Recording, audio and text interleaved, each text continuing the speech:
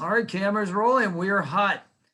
Hello and welcome. This is William Morgan, Bill Morgan, bartender, butcher, and living the dream in his own words. In his own words. Absolutely. And we were talking a little bit before the camera started rolling about one of our good friends, Rich Jock, who I owe a phone call to. I haven't seen him since he moved down to Tennessee.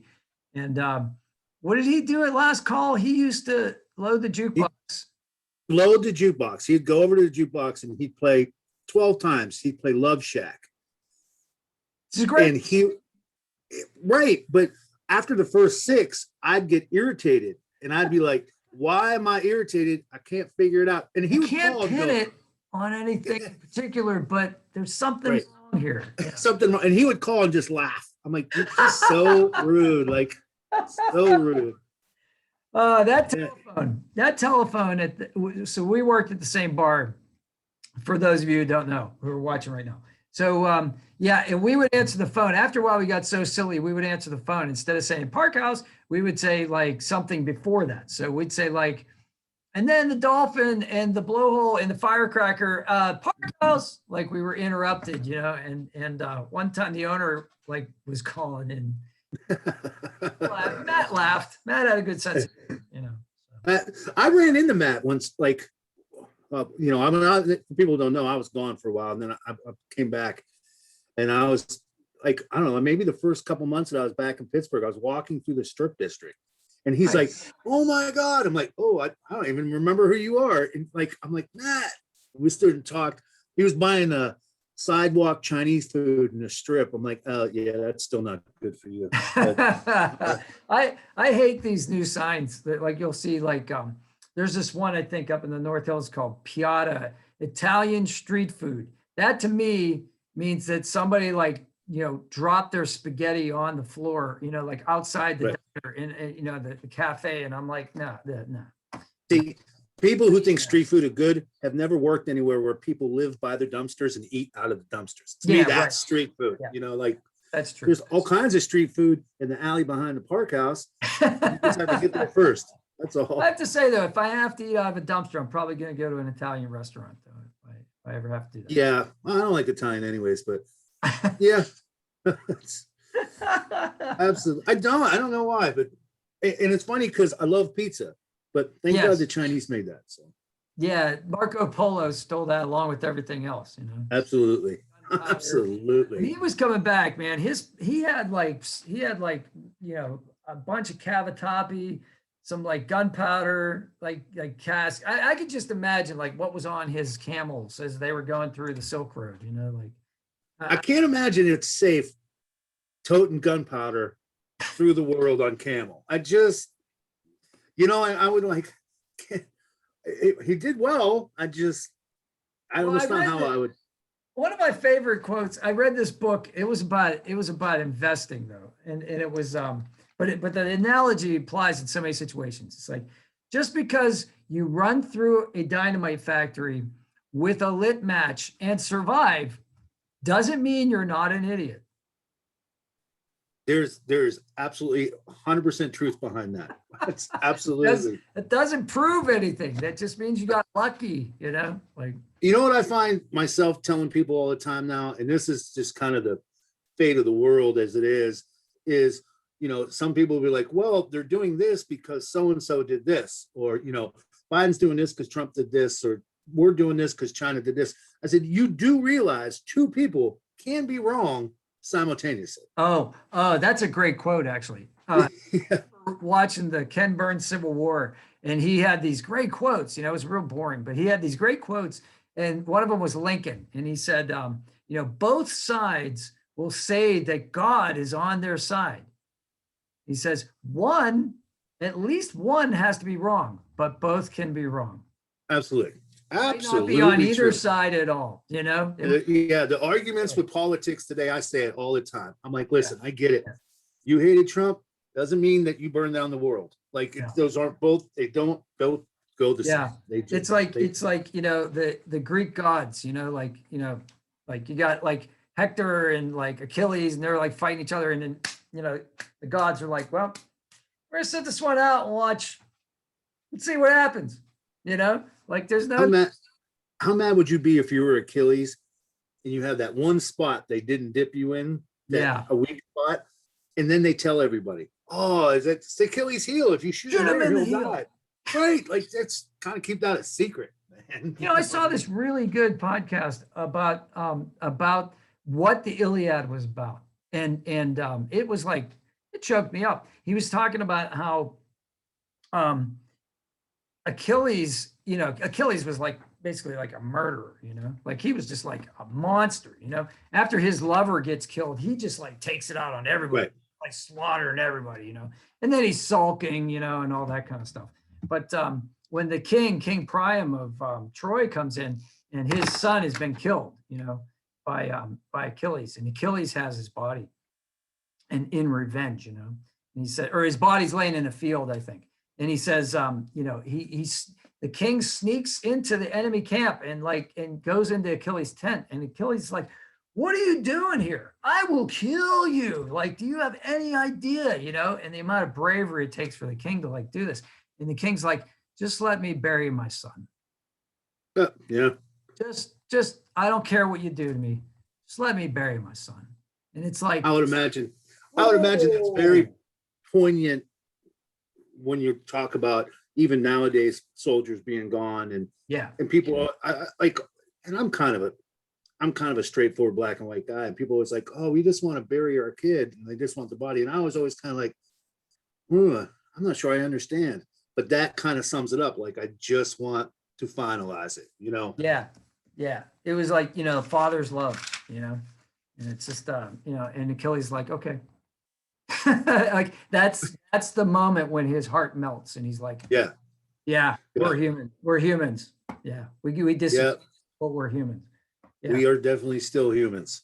So we got deep real fast. So I was just gonna say, this is supposed to be a bartender podcast. Let's lighten it up. Let's talk about Animaniacs. I remember I that's on Hulu now. I remember we absolutely Animaniacs, and I had this thing. Mindy always was my favorite. That little girl that would get into all kinds of trouble, and that poor dog Buttons would try to take the blame, and he would get jacked up in classic Looney Tunes fashion. Yeah, I always Coyote. My ex-wife, God rest her soul, she was wonderful, but she was definitely a Katie Kaboom. Sweet, nice, but the second something happened she didn't like, she would just explode. I forgot about Katie Kaboom. Kaboom. That was great. The whole family tries to appease her. It's like, right, because if not, she just explodes. It's like that episode of The Twilight Zone with the kid who could make things come true. Yeah. Yep. Oh no, you're the best. You can have ice cream all the time. Absolutely. I'm so happy to see that some things they've brought back for this generation. Like, like my son, I'm like, you gotta watch these Animaniacs. He's 19 and he's like, oh, it's not gonna be funny. I'm like, you just watch. And now he's like, these are great. Yeah. Oh yeah, absolutely. I think that's generational. And actually, there was one of those spinoffs that never really caught on, and I loved. It was called Freakazoid. I don't know if you ever saw. I remember Freakazoid. But there was an episode of Freakazoid where they have Freakazoid and I think Yakko and one of the Tiny Toons, and they're all in Steven Spielberg's office. And they're all arguing with each other about who's the favorite, who's Spielberg's favorite. You're my Steve, you love us, don't you love us? And at one point Spielberg's like, who the heck are you people? Yeah. It's funny because I still kind of watch, young William, he'll come down and be like, oh, you got to watch this cartoon. So I always kind of ignored it. I'm like, you're never going to get what the early SpongeBob funny or the Animaniac funny. But I have to admit, I do like Rick and Morty. Oh, well, that's the smartest show on television right now. Yeah. Yeah. I mean, if it weren't for all of the, and we're trying not to swear on this podcast, but if it weren't for all of the harsh language, it would be awesome. But sometimes that is so that's all I hear. That's so abrasive to my ear that I forget, but it is really funny and it's really smart. It's cynical, it's ironic, it's like, Yeah. you know, Yeah. and it's just, I think I missed it. I think if I had seen that about 15 to 20 years ago, I would have really been in love with it. But now I'm kind of like, it's funny, but I don't feel like that. I don't empathize with it. I don't feel that way. So like, Right. one time in my life Well, I did. Oh, absolutely. Listen, You the know? other thing they missed out on Animaniacs is I really feel like Pinky and the Brain could have been still one of the brain trying to take the world over every day is I could watch that every day. Just the one where he plays Jeopardy, you know? Yep. Yeah. Yeah. Yeah. And they wouldn't even tell you what the question was. They'd focus on maybe the crust of Io, island of Yap, you know, like. I took something out of the park house that I still do to this day. And obviously I'm a Jeopardy junkie. I mean, got my son into it every day, you know, not as much since Alex Trebek's not there, which is funny because I lived to hate Alex Trebek. Like I miss hating Alex Trebek, but when they announced, he was always, like when people are telling him their life story, he's just like, good for you. It's hysterical. That's like I say, if they could get any one of these fill-in judges just to look at somebody and go, good for you. But when Final Jeopardy comes on and they put the category up, right away I'm with the answers. Like so is my son. We're all just guessing answers based on the category. Yeah. Final Jeopardy. Yeah, Rick and I were talking about that. That we called those priors, right? So I tried out for Jeopardy, right? So I took the online test and I guess I passed. So they called me back. I went down to the convention center and they do like an interview and a mock game. And they make you on the application, they make you write down 5 things for Alex to ask you, right? And I think I got too clever on my application. I think that's one of the reasons I didn't get selected, you know. I was like, ask me about my priors, Alex. I didn't explain it. I should have explained it. But it'd be so cool to like be up there and have them, you know, say that, and I could explain what we were talking about. And then it's funny that my haunted pool table. but it's funny how often we get it. I get it, or my son will get the answer just based on the category, you know. And then if I don't know it, the answer's always Gone with the Wind. Or Alice Walker, or what's another one that's always in there? Anything Canadian. So like you better Canadian provinces and capitals. If you don't even go on the show. Just don't even. It's one of my favorite times of the day is Jeopardy time, because like my son and I will sit, and even when you're just announcing the regular categories, the moans and grunts that come out of everybody in my house, you know, like 16th century art, and everybody goes, furniture making. And then when they come up with a sports one, and all these geniuses are, you know, they're like, so what is the ball they play with in football? They go, the cesta. And then Alex goes right on them. So you guys don't watch sports, I can tell that, right? Yeah. Losers. So Yet Alex has all the answers, so he can be smug, you know, like he's got all the answers in front of him. It's like, don't act like you're a genius. You have the answers to the test, right? You have the teacher's edition of the book. So like, not acting like you know all this stuff, you know. A lot like my junior year in high school. I had all the answers to the test. Not going to admit how I got them, but I always had them. Remember one time when you were out in Nebraska, you were going to college, that you like lined your windows with like tin foil so that you could get in because you had to work as a bartender at night. So what do you, I don't know if you remember the story or not, but somebody would come in and ask for something like a strawberry daiquiri or a Long Island iced tea. And what would you serve them? It would be a simple question. I'd be like, what color is it? And they'd be like, they'd be like, it's red. I'm like, okay, I can make that. I remember this one time you told me you worked at one place where it was all Budweiser, shot of daiquiri. Oh yeah. People would come in and be like, oh, can I? Like a daiquiri or something. Or I'd be like, yeah, that's whiskey and a Schaefer beer. There you go. You got the wrong bartender. Absolutely.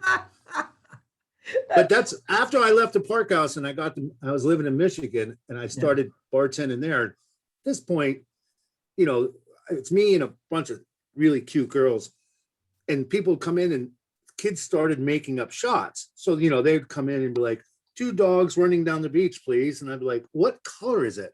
They're like, oh, it's purple. I'm like, oh, I can do that. Nice. Pretty much vodka and Chambord or vodka, whatever I can find purple. Yep. And then they came out with all those great flavored vodkas that are different colors or whatever. I'm like, oh, I can make any shot now. It's like, well, we have a recipe book. I'm like, yeah, I can't read. I'm not looking in that. They're all going to taste like Jolly Ranchers anyway. It doesn't matter. Right. If you're hammering back Red Bulls and vodkas, what do you care what it tastes like? You know what I mean? Right. You're looking for the effect at that point. Right. You're not looking, you don't want to taste it. You don't want anything that tastes like real alcohol. Otherwise you say, give me a shot, Jim Beam, so no, you can't do that. So you got to get some candy flavored nonsense. Oh yeah. Going to get you out of your mind, To this day, Patrick, I have people walk up to me and go, you make the best lemon drops I've ever had. Oh, well, we got good at that. Like you got super good at those. Mine was the perfect Patrick Pale purple hooter. And and that was like, so because Sundays were like restaurant day, and we would just get these restaurant people come in, and they would, Froggies and whatnot, and they would just at James Street, and they would just like, just drink shots, and it was like super. Yeah. So it was fun. It was easy. Yeah. Yeah. I see Gloria all the time, and Gloria she was the only person I ever really told how I did them and why they were so good, because it really wasn't what was in it. Everybody knows what's in it. Yeah. It's the process. It was how I did it that made it more flavorful. So you want to share that or not? Sure. I mean, I just took the jigger, and then I took raw sugar and coated the lemons through it. And then I poured the vodka through the lemons. Nice. To catch that. And then I hit it with a little sours and just a splash of like Sprite or 7-Up or whatever we had. Then put the lemons and everything into it and just stick blended it. So it came out so looking you like stick blended it. You didn't shake it. You stick blended it. I stick blended it. Yeah, I could shake it too, Yeah. But it was always the process of putting everything through those lemons with the sugar on it to catch that extra flavor. Nice. That makes sense. And I taught her, and she's like, oh yeah, you're right. I'm like, well, I don't know why anybody doesn't make any shot like that. I mean, it's the process. No, it's a little longer, but that's how you make things with love. Then it is it's those little extra steps, it's like when you take a martini and you take the peel and you rub it around the rim of the glass, toss it into the vodka. That doesn't do that good. It's the oil in the rind that you want. It's not, so you want to put flavor there, it's like, you make a Manhattan, and it's, and after you put the vermouth in, it's that little splash of cherries juice before you put the cherries in, just to add a little, little flavor. Yeah. And color too. Yeah. So, I mean, here's a really bad joke about Manhattans. This guy's like, there's a piece of something in his Manhattan. It's like, what's this green thing in my Manhattan? He says, I think it's a piece of parsley. The bartender says, no, that's Central Park. Very nice. Very nice. That joke sucks. Yeah, well, if you've never been to New York City, you don't understand. But if you ever see a map in New York, you'll know what we're talking about. I have always told people who ask me, they're like, you guys had such a good staff, and you guys, and I went on to bartend in other states and got to the point where I would do fundraisers, or I'd go into bars and train staffs, just on the ins and out.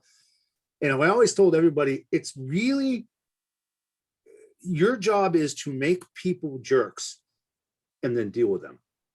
So don't ever, like, if you start complaining that this customer drank too much and I don't like them, well, it's your job to do that. So you got to take the good with the bad. So but I love it. I loved it as long as I could. I always do. I still have people call me and say, hey, what are you doing? Why don't you come and bartend for us? And I'm like, well, now I'm old and fat and old. So I'll tell you, my joints, my lower joints, they just don't want to do it. Like I want, but they don't want to. I was talking to my friend the other day, and we were just talking about it, like how I'll just scan a room. if I walk into a room, I scan the room. I'm like, that guy's trouble. That guy's a bully. That guy's okay. He's all right. All right. That guy's all right. You know what I mean? Like, it's just, Yeah, they call that you had- stereotyping now. well, you had to know who was going to be a potential threat or Absolutely. disruptive Absolutely. force in a room. And it's not like, and it's, Yeah. you know, it's a shame, but yeah, I mean, that's where my mind goes.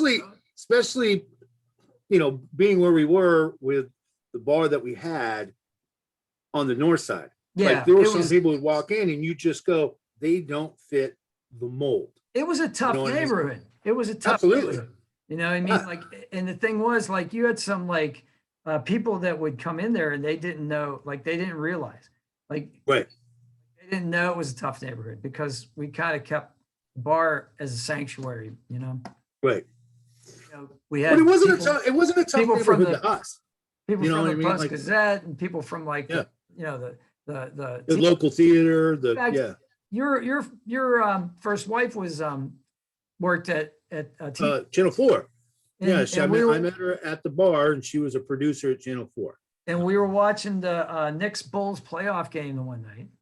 Yes, we were. Yes, we were. That was the fight that I had with my ex-wife for 20 years, without a doubt, because she was I'm a Knicks fan, diehard Knicks fan. So it was the night that O.J. Simpson went on the high-speed chase. Low speed. Upwards of 15 miles per hour. It was unbelievable. Breaking news. I get it. So For hours.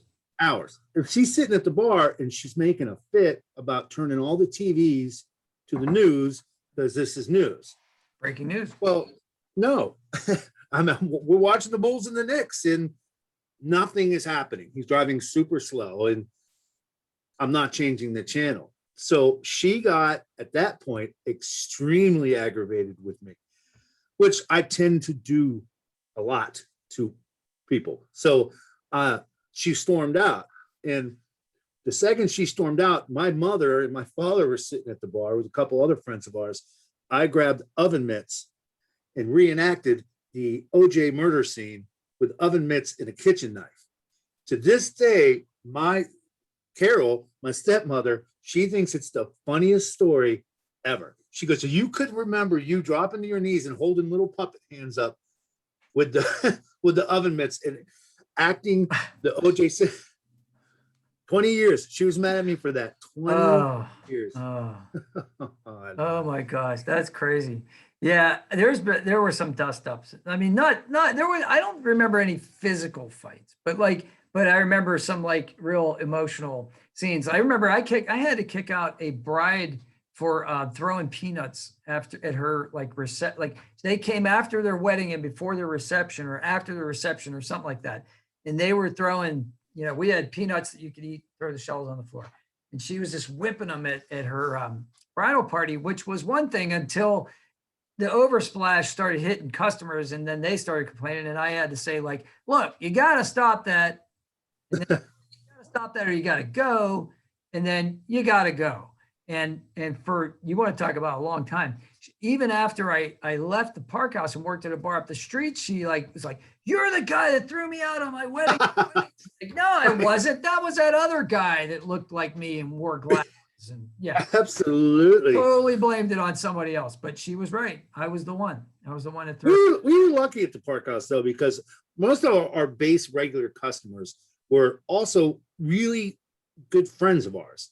Like yes. We went out, I mean, we saw them everywhere. They were nice to us, we were nice to them. So we never really had too much trouble with the regulars. I mean, there's always somebody, Steeler Sundays or somebody who just wandered in off the street and just had too much. But it was really a peaceful place. Yeah, I mean? It was. And it was cool. It was cheers, it was a family. Yeah. People knew each other. They expected to see each other. You'd show up on a Tuesday, you knew pretty much who was going to be there. You'd see Ina, she'd buy a roll of quarters. It had to be machine wrapped quarters. And she'd play her little Tetris machine and she'd smoke her clove cigarettes and gigantic martinis and Well, even like my first wife and any girl at given day that I was dating or whatever, they always said we're very comfortable coming in there by ourselves because we already know somebody or shortly thereafter will. You know what I mean? And it was one of those. It was one of those places. In Ena, 3 years. It took me 3 years to get the smell of those cigarettes out of my clothes. Oh, she used to smoke these clove cigarettes called Jarum. They were from Indonesia, and her brother lived in Indonesia. I found out later that's how she acquired these. But like, and they taste good, but like the smell wasn't terrible, just very distinct. Very was like very, that was the Park House stuff. No, it's very distinct. You knew she was in the place, and this is long before smoking bans and all this stuff. You know, like this. Yeah. Long before that. Yeah. Absolutely true. And I remember this one time her brother Kelly, he used to come in on Steeler Sundays and drink Spanish coffee. And Spanish coffees, actually, I'll throw a link. I actually have a video where I show people how to make them, and it gets a lot of views. And they're delicious. Yeah, they're good, but they're labor intensive. And you know, when it's a Steeler Sunday and you got a crowd and everything, and these guys are like 3 more Spanish coffees over here, and you're like snapping beers open and trying to like get to everybody, and it's like, all right, you know, when I can. And so he was kind of a special needs customer, you know, like he really needed he needed attention. Yes, he did. Expensive. Yeah. So he was kind of, but he compensated you for it. Oh, absolutely. But the one time he was a little tipsy, and he never drove. Like he always got a cab, but the one time he had a little bit to drink, and decided while he was waiting for his cab, he was going to urinate on the tire of my car, and I'm not that easily excitable. You know, I'm pretty cool headed, but I lost it. On Kelly that day, and I told him never to come back. And George was like, it's Kelly, man. You can't do that. You know, it's like to Sarah's. We all go there. Yeah. Like he's barred. I was just thinking that he might have been the one that was barred the most from the Park House. Yeah, he got unbarred. Yeah. Yeah. You get unbarred, but that was probably once every couple months during football season that he would be barred for one reason or another. Yeah. Yeah. That was intense. I think that the most uncomfortable situation I ever had at the Park House was my 21st birthday. Oh. I celebrated my 21st birthday at the Park House. And that is the day that you guys realized that I had been drinking there for 2 years already. So I was like, I don't know if I can do this or not do this, but it was my hangout starting almost immediately after high school. It all, at that point it was water under the bridge. But I don't think we were happy about it. But I tell you, I started there when I was 19. I was serving alcohol before I was allowed to drink it. You know, in Pennsylvania, you're allowed to do that at age 18. So, you know, but it was like, I grew up fast. And you were talking about the ladies feeling safe. Like we would get nurses that would come down from Allegheny General Hospital, and they would be among themselves. And occasionally somebody go up and like start hitting on them or whatever. And we'd have to say, look, guys, this is, they're here for after work to talk to each other. They're not here to get picked up. So we'd have to like intervene sometimes. Right. So one time, a couple of the waitresses from Froggy's were like at the bar. Right. So this bar, for those of you who don't know, it has a break in the middle. That's where you would come out. So about half of the bar is towards the door, half of the bar is towards the back. And in the middle, there's a break. And they were sitting right by the break. And this dude, I was working with Mike Wakeland. And this dude, he was a biker. Huge. He was like the mountain, from like Game of Thrones. Yes. Huge, right? So he leans over, he's in the break, and he leans over and he starts like leaning over Tina and Robin, and he starts like, chatting them up, and they're like, yeah, whatever. And they're trying to blow him off, but he won't stop. So, so they kind of start giving us the distress signals, and Mike's the senior bartender. And he says, go over there and tell that guy to like stop hitting on them. And I'm like, you're kidding me, right? You're kidding me. He's like, no, it's your job. Go ahead and do it. Go do it. I'm like, so I went over and I said, hey, look, man, these gals, they're just trying to have some fun here. Obviously, they're not interested in getting picked up, like, why don't you, just leave them alone. And he was like, he just kind of looked at me. He had a bottle of Bud, one of those little squatty ones, not the long necks, but he had that bottle of Bud. And the reason I say that is because the long necks would have broken my foot. But he threw it down at my feet. It hit like the beer cooler, like a metal part of the beer cooler, and smashed like all over my ankle. Didn't do any damage or anything. He looked at me and he walked out. So he made his statement, and he would have crushed me. But ever after that, Mike Wakeland was like, you're that little chicken hawk. And that was Foghorn Leghorn. Foghorn Leghorn, absolutely. So he's like, I'm a chicken hawk and you're a chicken. So like that was a thing for a little while. But like, I can't even I look back and I go like, what was I thinking? I should have just said, no, this is ridiculous. I'm not going to do that. That guy's 3 times my size. Listen, Dude, on a golf course, that's when you hit your ball behind a giant tree, and you can either go around the tree or over it. And you look at the tree and go, I like the vibe. I'm going to do it. You just got to go at it. That's what you did, man. I like the vibe. I like the effort. I wasn't confident when I did it, but I did it. But after that, how many times did we shut off people when they shook our hands? Oh, absolutely. Usually that night. And if not that night, they'd come back in and do it the next Come back and apologize to us and then say, thank you so much. We never thanks, shut anybody off that we didn't make sure had a way to get home. Thanks for getting me home alive. Yeah, exactly. Absolutely. No, I've since then worked at bars with younger people that when people get to that point, they make their drink stronger so they'll just pass out. And I'm like, that is so wrong in many levels, but it's hysterical. So I'm just going to let it happen because I'm just watching at this point. That theory is interesting, but a lot of people don't pass out. Yeah. Some people that just won't. Either they've got help or they're on adrenaline and they just will not go down. So like, you know what I mean? Like that's not a viable alternative. I know this. I'm 3 years sober now, but it would take a lot to make me pass out at a bar. I understand, man. I totally understand. So speaking of passing out in places, I think I passed out the night we saw the Phantom Menace. I think I fell asleep. I don't know if I passed out or fell asleep.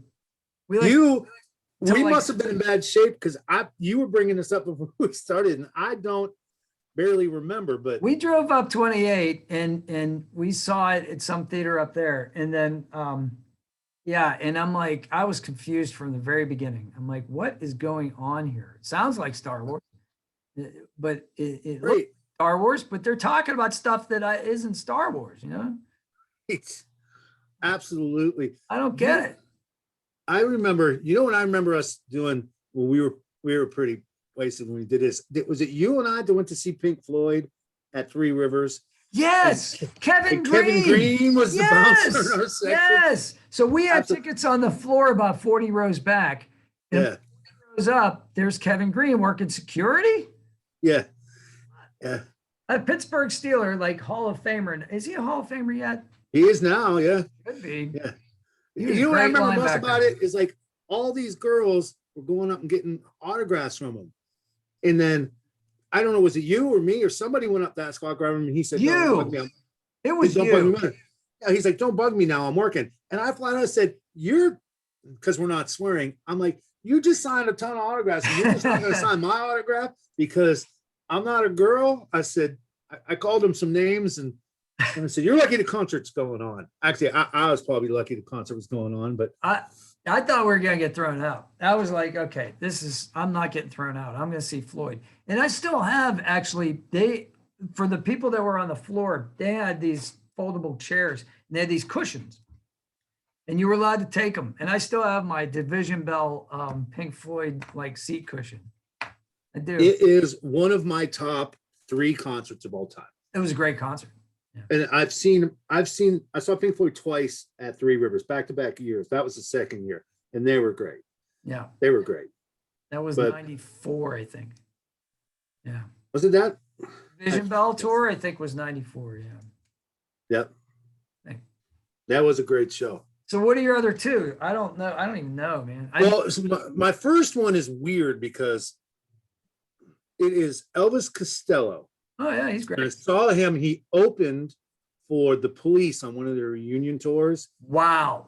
So I went in, and like all these people I with were like, who, like, oh, we just want to see the Police. And I was, at the time, I was in a suite. So I said, well, give me your tickets. I want to see Elvis Costello. So I went down, and he brought Sting out to do Allison. It was phenomenal. Just, it's everything I wanted it to be. You know what I mean? Just great. And then I saw David Byrne at a place called the Meyer Garden in Grand Rapids, Michigan, which is an outdoor sculpture garden. Neat. With a nice stage. And it was late. It was later. It was only probably like, I don't know, 7 years ago, 8 years ago. Yeah. Probably closer to 8 years ago. And he like instantly turned it into a Talking Head concert. You know, I mean, it's like this serene place, and everybody, you know, your chair can only be so high, your lawn chair or whatever. But like by his second song, everybody had been standing up by the stage and dancing. It was a great show. Just a great show. That's awesome. Yeah, I gotta tell you, you mentioned the Police. I remember seeing Sting down at Star Lake or whatever they call that thing now. And it was an outdoor amphitheater down at Burgettstown, for those who don't know that. And we had like front row seats. So we had this area in between the stage and our seats because we knew a stage manager there. He was a super awesome guy, and he would get us tickets. And so I went down there. We went as a group, and the opening act was like the Special Beat. They were like the English Beat and a couple other people. So they called themselves the Special Beat, and it's like great reggae. And I must have been just in the right mood because I was dancing like crazy. And these gals were a couple rows back, and they were dancing, and we were all having a great time. And then Sting comes out, and everybody floods that area between us and the stage, right? So I have my camera and stuff, and this is pre-cell phone. So like, you know, you had a camera with a flash and stuff. People were like, I don't know what they must have thought that I was somebody. So, you know, and because nobody came, because security never came and you know, took my camera or anything like that. So, so I got a couple really good shots, you know, of like Sting, and he would like look at the camera, and he saw that I was having a good time and stuff. So I didn't go on stage or anything, but after the concert, these girls like must have been convinced somehow that I knew somebody backstage.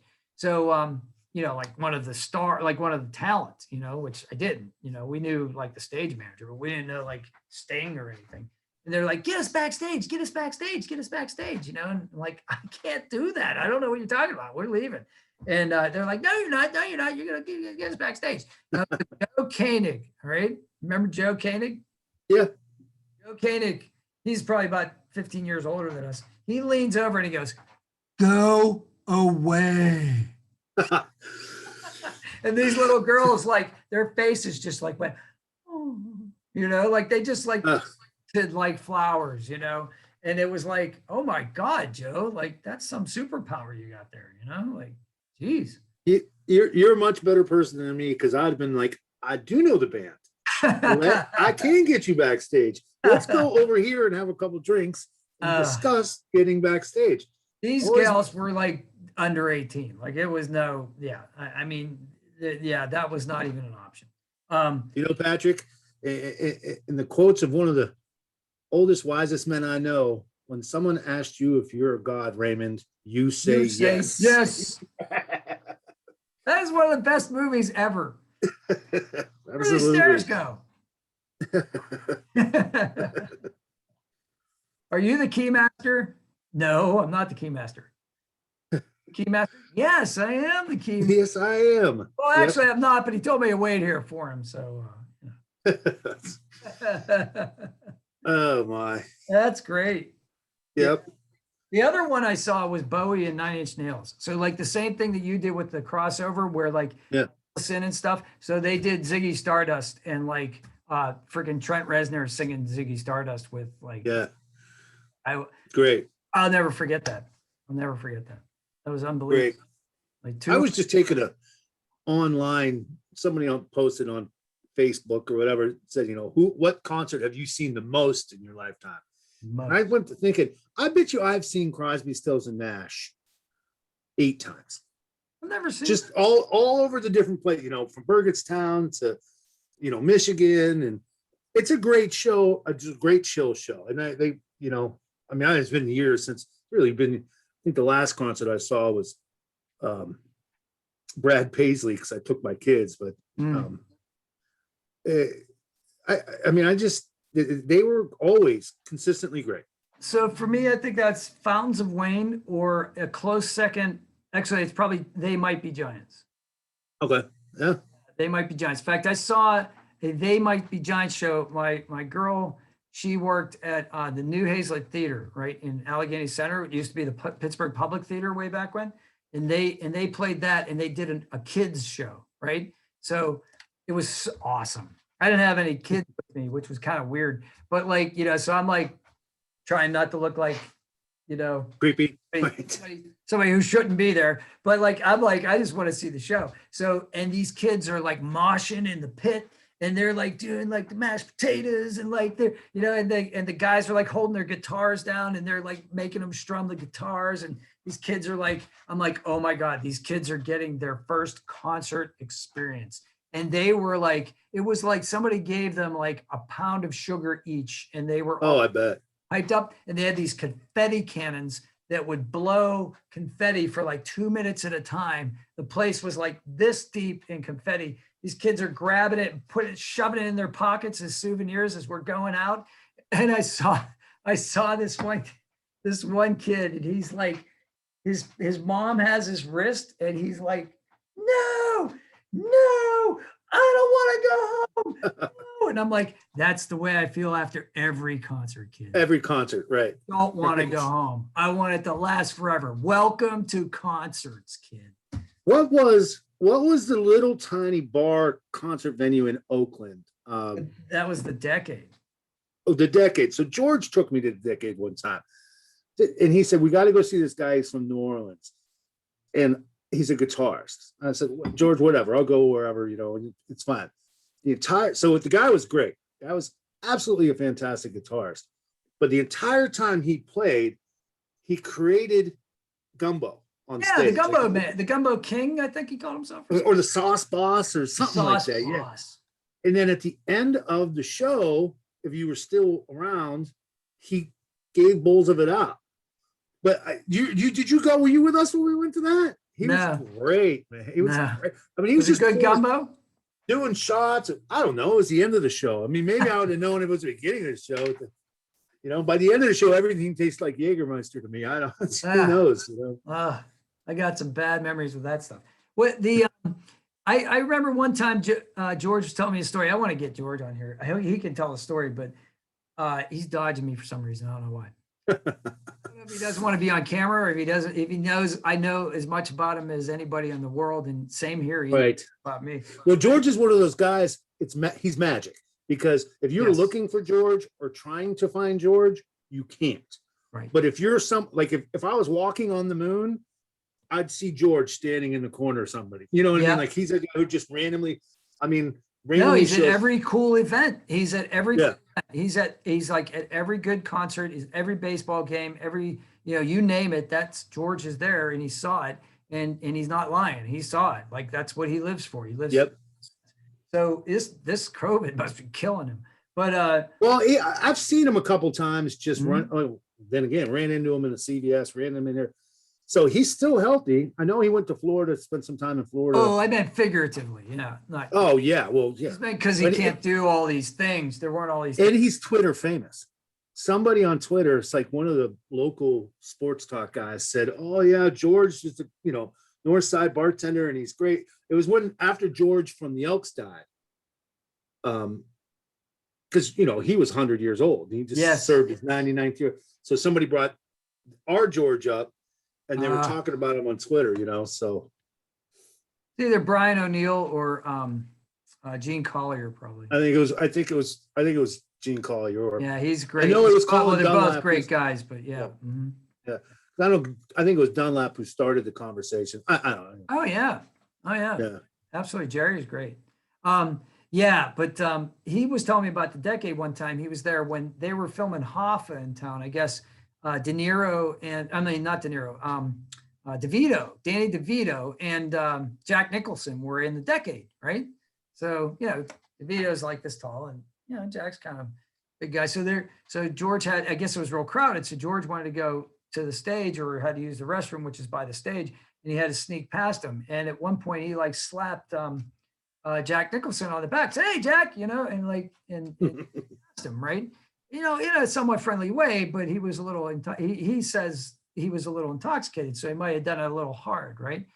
So later, he's back at the bar, and this is I don't know, an hour later or something like that, and he feels this whack right in the middle of his back, and it's Jack Nicholson, and he's like, "All right, buddy, how you doing?" Like he gave it. It must have bothered Jack so much that he had to like give him a little bit of his own medicine, which that's awesome. Yeah, he was when they were in town doing that. I was at Froggy's, working at Froggy's, and Nicholson spent a lot of time there at the front table with Steve and like my dad and all those guys. That was a celebrity hangout. Oh, absolutely, absolutely. That place was crazy. I left Froggy's to come to the Park House, and some of the stuff that happened at Froggy's we won't should not be discussed. Right. Yeah. I mean, I forget half of it. That place was like notorious for their deep drinks. And like, I just remember one time going up the third or the second floor and or the third floor, right? There were 3 floors. Yeah. Yeah. And Danny was up there, Danny Smiley.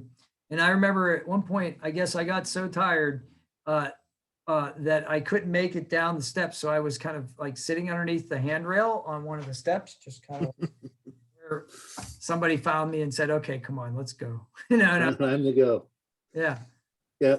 The first time I ever was behind a bar being a bartender was I got put on the 3rd floor outdoor bar right at Froggy's with Jeff Morse, Steve's son, and myself.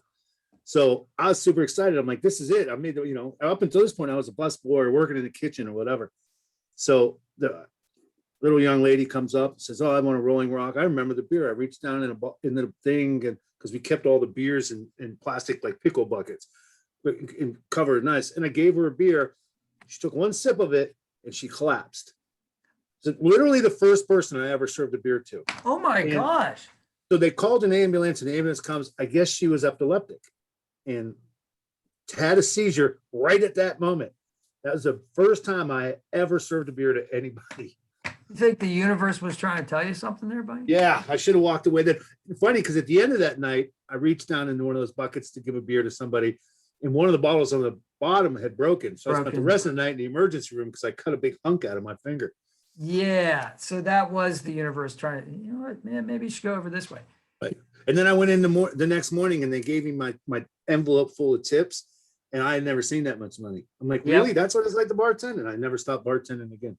Yeah. Well, I did when I got old. That easy money is hard to it's hard to pass that up. Really. Absolutely. And that's exactly what the restaurant business is for kids that, who decide not to go to college or go into college and want to work through it. It is that easy draw of cash. It is a trap. It's a velvet trap. Yeah, it's a velvet trap. It doesn't seem like a trap because you're like, well, I'm making twice as much as all my friends, But, right. Yeah, but there's no. Right. Most of the time you make it twice longevity. as much, but it's all in cash, and you're blowing it on booze and. You got to be disciplined. If you're not disciplined with money, you can't. It'll just melt away from your hands. These kids today are funny. These young kids that work at the pizza shop that I just throw pizzas at, like the delivery guys, they're 22, 23 years old, and they come in and like, "Oh yeah, I just bought a bunch of Dogecoin or Bitcoin," and I'm like, I have no idea. I'm like, I can't believe that you guys are buying stocks on something that isn't anything. Like there isn't, you know what I mean? It's not orange juice or pork or. I'm like, is that a real thing? And then, then I go looking into it, and I'm like, well, I can buy a Tesla with Dogecoin. You know what I mean? So I bought it this one kid, he said, I bought it at like an eighth of a penny. So when it got to like 40 cents, they were super excited. And I'm like, I don't, I'm glad I did an experiment with that. Actually, it's on my channel. I'll throw a link in there, but it's insane. It's insane. Yeah. At one point it was up like 600% from what I entered. Oh yeah.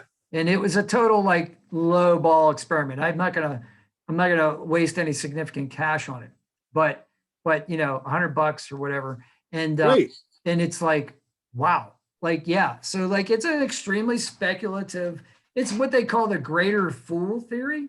It's only worth something if there's a greater fool than you who's willing to buy it off you. You know? Right.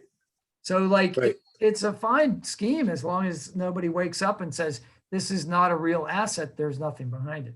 So it's only a matter of time before they're going to shut all that down anyways, before, you know what I mean? Like, well, if anything became viable, the government would probably step in and say, like, absolutely, you're not going to threaten the US dollar. You know what the government says? You can't have anything nice. If you can't say nothing nice, don't say nothing. Oh, yeah. That's right. No, that's like, that's my car, my neighborhood, you know, like I can't have a nice car because I park on the street. Somebody will just run into it. So every time I think, you know what, maybe I should, you know, get a, no. Somebody moves out and the moving truck goes slam, it takes off like my mirror, the whole side and my front fender and bumper. And it's like, what? And then, you know what I mean? And then some 21-year-old kid like hops out of the moving van and goes, oh. And then like the 35-year-old supervisor comes over, gives you the insurance information. The 21-year-old kid never says, I'm sorry or anything. Nothing. Right. Not 1 ounce of regret. Nothing. Not embarrassed. Like it's another day at work. It's like, that dude should have been driving the truck. You should have been driving the truck. Jeez. Yeah. Crazy. We just had a 19-year-old kid who's a delivery guy at the pizza shop literally run into the building next to our building and not stop. Like, you know what I mean? The person who owns that building came out and has cameras, and she like came over, and I'm like, first of all, how do you just run into a building? Like, it's not like it doesn't move. Is he the one that has Doge? Is he buying Doge? No. Okay. Now the kid who does the Doge is a good kid, and he's a ringer. He's a long driver. He hits long drives. So I'm putting him on all my golf outing teams. Well, he better get good at golf, because if he has Doge and he bought it at like a fraction of a cent, he's probably going to be golfing sooner than he thinks. Like, right. There's a lot of people are going to get super rich off of that. And there's a lot of people are going to lose a lot of money. So, you know, but he's amazing to me because he's so young and he's so like, I want to have, you know, $25,000 in the bank, and he's driven by the future. Like, I want to be settled. And I find it amazing that this group of young kids that I found working in this little tiny pizza shop were all like that, where I had lost all hope. You know, where I used to work, and the kids would come and be like, I can only work 13 hours a week because I have anxiety. These kids come in, they run into work, they love the work, they never complain. They put in as many hours you want. I had the keys to the park house when I was 20. Right. Manager and opening manager when I was 20. You know what I mean? Like Sundays. Yeah. I'm not saying I'm not even saying it's generational. I'm just saying there are individuals out there. You know, I was going to school, I was working my way through school. Like I look back and I go like, man, you did a lot of stuff at a young age, you know, that like, if I don't have kids, but if I had a kid or a nephew, I'd be like, man, you might want to wait to do that, you know? And it's like, no, you were jumping out of airplanes and like doing all kinds of, you were flying, you're flying to New York and dating actresses and stuff. Like, you know what I mean? Yeah, just a couple. You know? I mean, like, just a couple. Right. You know, so it's funny because when I found out that young lady was an actress, well, I knew she was an actress because I met her because she was in town doing a play. So I'm like, we had a very like instant, hot and heavy, like couple days, and we're like, oh, you're the one. And she was great. And I'm like, so you're an actress. What were you in? She was like, I was in Halloween 3. Oh, cool. And I'm like, well, that is just awful. I'm like, so to this day, like she's in it for like 30 seconds. She didn't even get killed by anybody cool. You know what I mean? That's so she was in that. And what else did she was in like the Secret Guard. She was great. Last time I even knew where she was managing a jazz club somewhere in the Carolinas. But I think her entire relationship lasted 2 months. I was a king of the 2 or 3 month relationship. Hey, I dated burns a girl, twice as bright, burns half as long, right? Isn't that what the dude? I dated a girl that was a model, and she called me Todd the entire time we dated. And she used to call the bar and be like, let me talk to Todd. And I'd be like, and everybody look at me. I'm like, oh yeah, no, I'll talk to her. I'll be Todd. And yeah, I'm like, so I talked to her, and then they'd be like, why don't you tell her your real name? I'm like, why? Like, she's an underwear model for JCPenney's. I'm like, who? Todd's fine. Todd's fine. Like, Todd's fine. Yeah, totally fine. Yeah. She also loved Grand Marnier, so even if I told her, she probably would forget every other day. So yeah. Speaking of Todd. Absolutely. Oh, John Lovitz. I love that dude. That is one of the most, I think, one of the most under the radar funny movies. Yes. Like, if you have the right sense of humor, watch Mom and Dad Save the World. Yes. It is. Yes. Because John Lovitz makes the movie, without a doubt. Oh, well, I mean, don't get me wrong. The principal from Ferris Bueller's Day Off is great. Terry Garr, I mean, yep, is in the funniest movie of all time, right? Yeah. Frankenstein. I mean, like, so, Ugh. you know, you've got like pedigree, you know? Yeah. It's unbelievable. I mean, and then John Lovitz, I mean, you know, him and John Lithgow on Saturday Night Live, right? Acting, thank you. You know, like. Do you remember Lovitz in City Slickers 2 doing the dance of Sierra Madre is one of the funniest scenes. I mean, we're not the only ones, obviously. Right. We have a silly sense of humor. We obviously like Animaniacs and that sort of stuff. Val Kilmer made a movie called Top Secret, which was made by the guys who made the airplane movies, right? So right. Really obvious sight gags, plays on words, puns, that kind of stuff. Yeah. Really, really dumb. I love that movie. So when I was in high school when it came out, and I'm seeing this movie with a friend. God, I mean, it wasn't really a date. It was like we were just friends. But it was a woman, and she's laughing at me. She's laughing at me laughing at the movie. I'm laughing so hard. There's a Cuisinart in the jail cell on the shelf. I'm like, look at the Cuisinart. I'm laughing. The whole audience is like, this isn't funny. There's people leaving the movie because they're like, this is funny. I want my money back. And I'm dying. And she's laughing at me laughing at the movie. And it was just like, it was magic. It was magic. Yeah, and I love those movies. The Hot Shots Part 2 in the beginning, when Saddam Hussein has the clapper, he's laying in bed and he's using brushing the crumbs off himself with the handy vac. Oh. Yes. But see, that's the kind of sense of humor that comes with every Monty Python movie and the old airplane movies, and you know, which anytime I see Young Frankenstein on, I stop. I'm like, yep, that's it. I see new things all the time.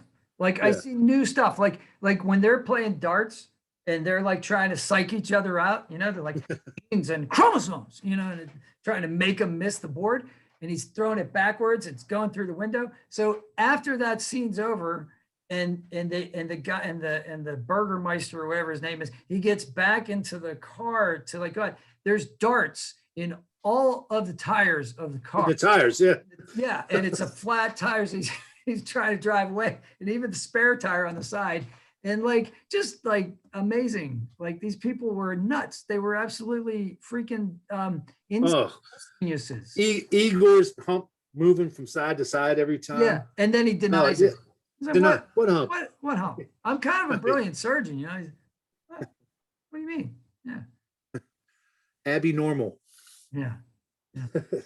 I ain't got nobody. Yes, man.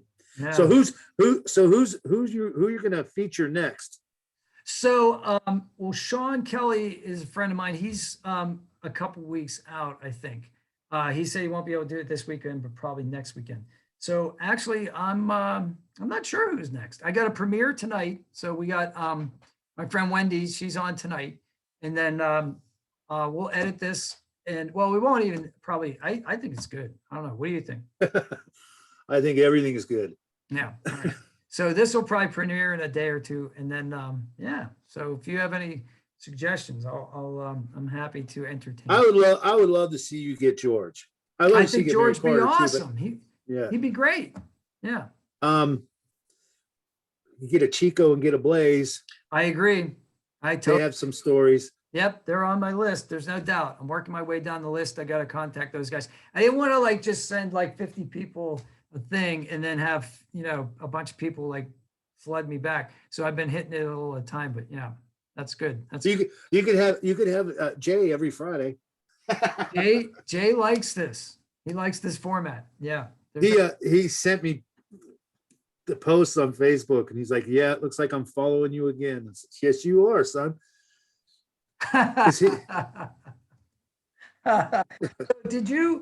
Did Jay start when you quit? I trained, yeah, you trained trained Jay. Yeah. And then that was right when I was getting ready to leave, like, because I didn't leave abruptly, but when we left to go to Michigan, there was a couple of weeks that we had Jay. Yeah. Awesome. Yeah, so we overlapped a little bit.